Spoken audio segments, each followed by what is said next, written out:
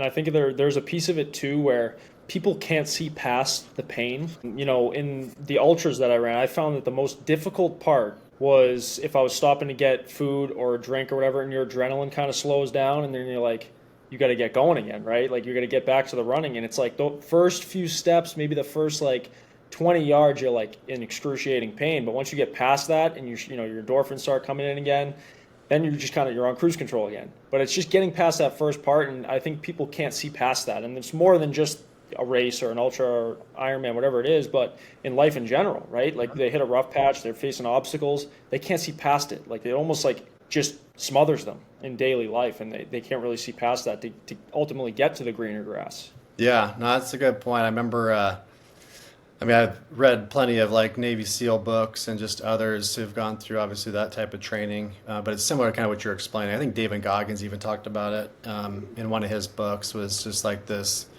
5 second rule, right? Because to your point, like there's that 5 seconds. Like, are you gonna make a life decision in those 5 seconds when it sucks and you hurt, and like throw away all that time you've been, like as an example, in SEALs when they're trying to, in SEALs Mhm. training, like is that 5 seconds of being cold in the water and like you're just hating life?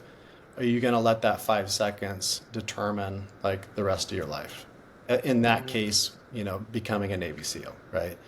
But in this case of an ultra marathon, or whatever it was, like, are you going to allow that 5, 10 seconds of doubt, determine whether you finish that race or not? And so it's just like working through those 5 to 10 seconds, recognizing that they're going to come, and having some sort of mechanism to work through those 5 and 10 second increments, and then just keep stacking those one after another, right? And so that's kind of that. But you have to like you've you've got to be aware of it and actually train that before you go show up and you're in that moment, because it's not going to just be something where you can just flip a switch and be like, oh, I'm good.